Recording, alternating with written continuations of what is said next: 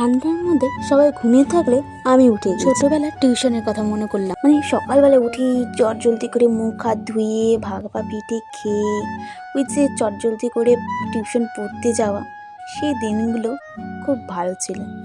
তো আজকে আমি সকালবেলা একদম উঠে গিয়েছি, আজকে আমিও যাব টিউশন পড়াতে। সকালবেলা যেহেতু তারা তো আসে না পড়তে, আমি যাই তাদেরকে পড়াতে।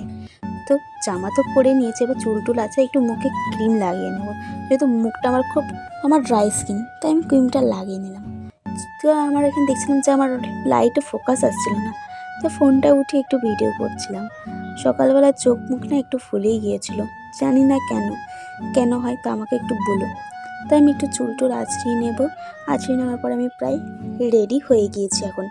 তো দেখতেই পাচ্ছ আমি একদম সুন্দর লাগছে, কিন্তু আজকে ঠান্ডা ছিল অনেক, তাই আমি আজকে হুডিটা পরে নিয়েছি, যেহেতু কানে অনেক ঠান্ডা লাগে। আর আমার ঠান্ডা সেরকমও পছন্দ না বলতে গেলে, কিন্তু হালকা হালকা ঠান্ডা ভালো লাগে। তো আমি হুডি পরে নিয়েছি, দেখতেই পাচ্ছ দ্যাটস আই এম রেডি। তো আমি এখন দেখতে পাচ্ছ বাইরে অনেক কুয়াশা, 7টার দিকে যা কুয়াশা ছিল, আর রাস্তার মধ্যে তো একটা লোকও ছিল না।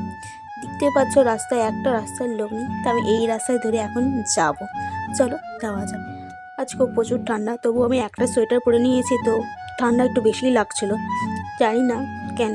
আরও কয়েকটা হয়তো সোয়েটার পরলে হয়তো ঠান্ডাটা কমই লাগবে। তো আমি যাচ্ছিলাম, রাস্তা তো আর শেষ হয় না, দেখতে পাচ্ছ।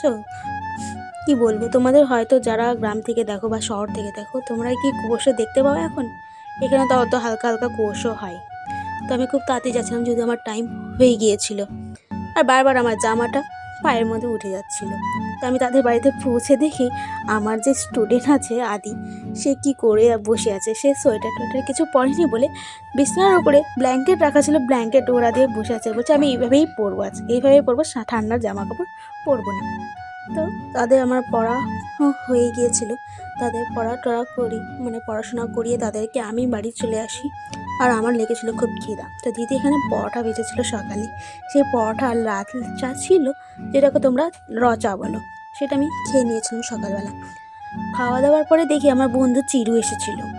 দেখতে পাচ্ছ চিরুকে ভাবলাম একটা রুটি দিয়ে দিকে, শুকনো রুটি, তেলে দেওয়া না রুটিটা।